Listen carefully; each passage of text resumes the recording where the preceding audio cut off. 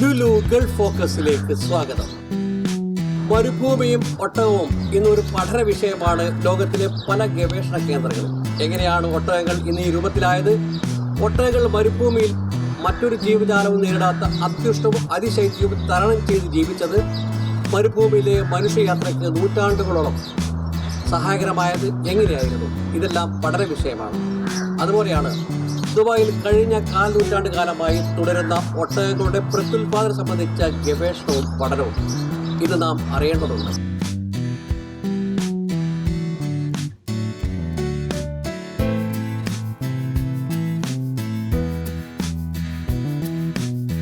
History of camel. വടക്കേ അമേരിക്കയിലെ മലനിരകളിൽ 30-40 മില്യൺ വർഷങ്ങൾക്ക് മുമ്പാണ് ഒട്ടകങ്ങളുടെ പൂർവികമായ തുടക്കം. ക്യാമലിസിസ് എന്ന ഒട്ടക കുടുംബം അലാസ്കയിലേക്കും സൈബീരിയയിലേക്കും പിന്നീട് മംഗോളിയയിലേക്കും എത്തി. ഉയർന്ന മുതുകുള്ള ഇനം ഒട്ടകങ്ങൾ സൗദി അറേബ്യയിലെ പ്രവിശ്യയിലേക്കും ഇറാൻ, പാകിസ്ഥാൻ, വടക്കേ ഇന്ത്യ എന്നീ പ്രദേശങ്ങളിലേക്കും എത്തുകയുണ്ടായി. ദുബായിലെ ക്യാമൽ റീപ്രൊഡക്ഷൻ സെൻറ്റർ ദുബായ് അവീറിലെ മരുഭൂമിയിൽ 25 വർഷം മുമ്പാണ് UAE പ്രധാനമന്ത്രിയും വൈസ് പ്രസിഡന്റും ദുബായ് ഭരണാധികാരിയുമായ Sheikh Mohammed bin Rashid Al മക്തൂമിൻ്റെ രക്ഷാകർതൃത്വത്തിൽ ക്യാമൽ റീപ്രൊഡക്ഷൻ സെൻറ്റർ ആരംഭിച്ചത്. ഒട്ടകങ്ങളുടെ പ്രത്യുൽപാദന പഠന ഗവേഷണ കേന്ദ്രം. ആധുനിക സാങ്കേതിക വിദ്യയിലൂടെ ഒട്ടകങ്ങളുടെ തലമുറകളെ വർദ്ധിപ്പിക്കാനുള്ള ശാസ്ത്രീയ വഴികൾ കണ്ടെത്തിയ ഗവേഷണ കേന്ദ്രം. ദുബായ് ക്യാമൽ റീപ്രൊഡക്ഷൻ സെൻറ്റർ ഇപ്പോൾ 4 നൂറ്റാണ്ട് പൂർത്തിയായി. UAE പ്രധാനമന്ത്രിയും ദുബായ് ഭരണാധികാരിയുമായ Sheikh Mohammed bin Rashid Al Maktoum രാജ്യത്തിൻ്റെ റെക്കോർഡ് വളർച്ചയ്ക്ക് സൃഷ്ടിച്ചപ്പോൾ ഒരു പൊൻതൂവൽ കൂടിയാണ് ദുബായ് ക്യാമൽ റീപ്രൊഡക്ഷൻ സെൻറ്റർ. ഈ സെൻറ്ററിൻ്റെ തുടക്കം തൊട്ട് ഡോക്ടർ ലുലു സ്കിഡ്മോർ എന്ന അമേരിക്കൻ ശാസ്ത്രജ്ഞയാണ് ഇതിന് നേതൃത്വം നൽകിയത്. ദുബായ് ഭരണാധികാരിയുടെ ദീർഘവീക്ഷണവും ആസൂത്രണ വൈദഗ്ധ്യവും തന്നെയാണ് വിജയരഹസ്യം. ഡോക്ടർ ലുലു സ്കിഡ്മോർ, ജർമ്മൻ ഗവേഷക, വർഷങ്ങൾക്ക് മുമ്പ് അവീർ മരുഭൂമിയിലെത്തിയ ശാസ്ത്ര ഗവേഷക. ഡോക്ടർ ലുലു സ്കിഡ്മോറിൻ്റെ ഗവേഷണ വിജയമാണിത്. ഒട്ടക പ്രത്യുൽപാദന കേന്ദ്രത്തിൻ്റെ വളർച്ചയിൽ ഡോക്ടർ ലുലു സ്കിഡ്മോറിൻ്റെ നിസ്വാർത്ഥ സേവനത്തിൻ്റെ വെളിച്ചവുമുണ്ട്. വിവിധ ഒട്ടകങ്ങളുടെ കൂട്ടുകാരിയാണ് ഡോക്ടർ ലുലു സ്കിഡ്മോർ. ദുബായ് ക്യാമൽ തുടക്കം തൊട്ട് ഡയറക്ടർ എന്ന നിലയിൽ ഡോക്ടർ ലുലു സ്കിഡ്മോറിൻ്റെ സേവനം ആദരണീയം തന്നെയാണ്. ഒട്ടകങ്ങളുടെ വേറിട്ട രൂപഭാവങ്ങളോട് കൂടിയ ക്ലോണിംഗ് വംശം തൊട്ട് ആരോഗ്യമുള്ള മത്സര ഓട്ടത്തിനുള്ള ഒട്ടകങ്ങളെ പ്രത്യുൽപാദനം ചെയ്യിക്കുന്നതുവരെയും ബീജസങ്കലനം വഴി ഒട്ടക വംശ പരമ്പര വർദ്ധിപ്പിക്കുന്നതിലും ഡോക്ടർ ലുലു സ്കിഡ്മോർ നടത്തിയ ഗവേഷണ പരീക്ഷണം പൂർണ്ണമായും വിജയിച്ചു.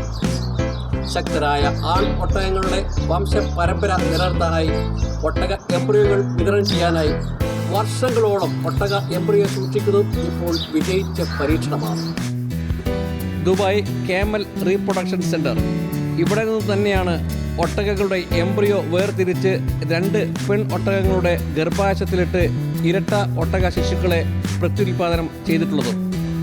ആൺ ഒട്ടകങ്ങളുടെ ബീജങ്ങളെ സൂക്ഷിക്കുന്നതിനുള്ള സംവിധാനം ഏർപ്പെടുത്തി കഴിഞ്ഞു.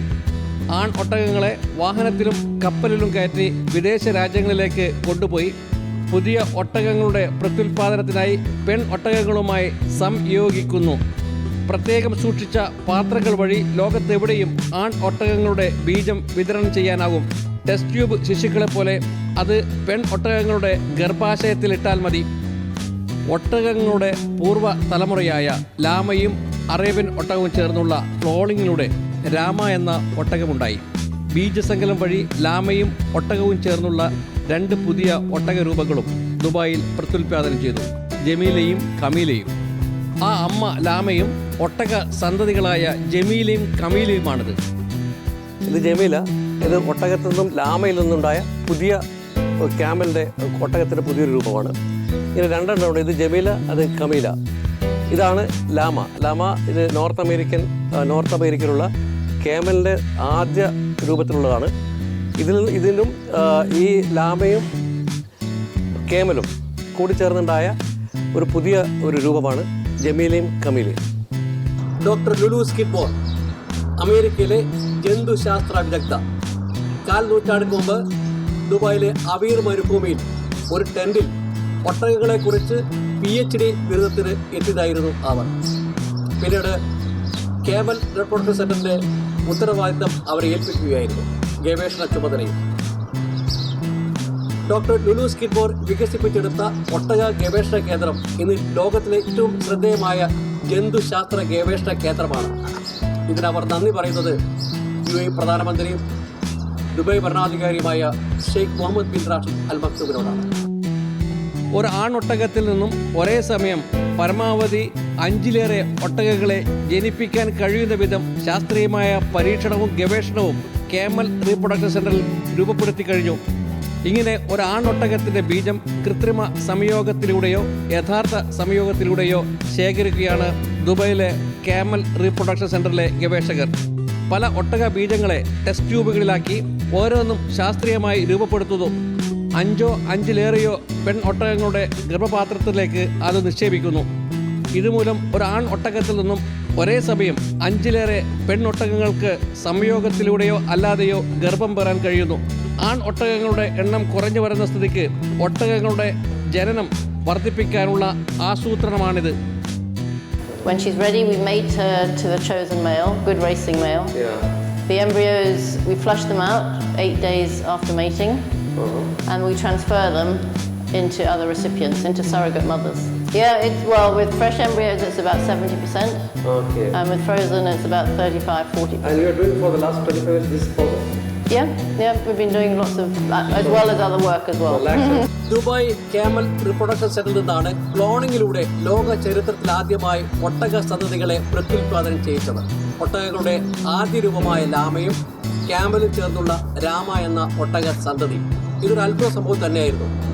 ശാരീരിക സ്പർശമില്ലാതെ പരീക്ഷണശാലയിൽ നിന്നും ജനിതകമായ പരീക്ഷണത്തിലൂടെ ഒട്ടക സന്തതിയായ രാമയെ ജനിപ്പിച്ചു. മരുഭൂമിക്ക് നടുവിലാണ് ഒട്ടകങ്ങളുടെ പ്രത്യുൽപാദന ഗവേഷണ കേന്ദ്രം. 150 പെൺ ഒട്ടകങ്ങളെയും 20-ലേറെ മത്സര ഒട്ടകങ്ങളായ ആൺ ഒട്ടകങ്ങളുമാണ് ഇവിടെയുള്ളത്. പ്രത്യുൽപാദന ഗവേഷണ ഉദ്ദേശങ്ങൾക്കായി ഇവയെ കൊണ്ടുവന്നിട്ടുണ്ട്. ആൺ ഒട്ടകങ്ങളുടെ ബീജങ്ങൾ ശേഖരിച്ച് അവ പെൺ ഒട്ടകങ്ങളിൽ ഗർഭപാത്രത്തിൽ നിക്ഷേപിച്ചുകൊണ്ടുള്ള ടെസ്റ്റ് ട്യൂബ് ഒട്ടക ശിശു ഉൽപാദന കേന്ദ്രം. കൃത്രിമ ബീജ സങ്കലനത്തിലൂടെ പുതിയ ഒട്ടകങ്ങളെ ജനിപ്പിക്കുന്നത് ചില കണ്ടെത്തലുകൾക്ക് സഹായകമായിട്ടുണ്ട്. മത്സര ഓട്ടത്തിൽ സംബന്ധിച്ച ആൺ ഒട്ടകങ്ങളിൽ നിന്നും ശക്തരും പ്രബലരുമായ പുതിയ ഒട്ടക തലമുറകൾ തന്നെ സൃഷ്ടിക്കുക എന്നതാണ് കഴിഞ്ഞ 4 നൂറ്റാണ്ട് കാലമായി കേമൽ റിപ്രൊഡക്ഷൻ സെന്ററിലൂടെ നടത്തി വരുന്നത്. ഒരു കാരണവശാലും ഒട്ടകങ്ങളുടെ തലമുറകൾ ഇവിടെ ഇല്ലാതാവരുതെന്ന് മാത്രമല്ല, ഒട്ടകങ്ങൾ ധാരാളമായി സൃഷ്ടിക്കപ്പെടണമെന്ന വംശപരമായ ആസൂത്രണവും ഇതിന് പിന്നിലുണ്ട്. ക്ലോണിങ്ങിലൂടെ ചരിത്രത്തിലാദ്യമായി കാമ, രാമ എന്നീ ഒട്ടകങ്ങളെ പ്രത്യുൽപാദനം ചെയ്യിച്ച ഡോക്ടർ ലുലു സ്കിഡ്മോർ ഇപ്പോൾ ലോകത്തെവിടെയുമുള്ള ഒട്ടകങ്ങളുടെ വ്യാപകമായ പ്രത്യുൽപാദനത്തിനായി നടത്തിയ പരീക്ഷണ വിജയത്തിൻ്റെ ആഹ്ലാദത്തിലാണ്. ഡോക്ടർ ലുലു സ്കിഡ്മോറും സഹപ്രവർത്തകരും ഒട്ടകങ്ങളുടെ വ്യാപനത്തിൻ്റെയും വളർച്ചയുടെയും ഗവേഷണങ്ങൾ തുടരുകയാണ്.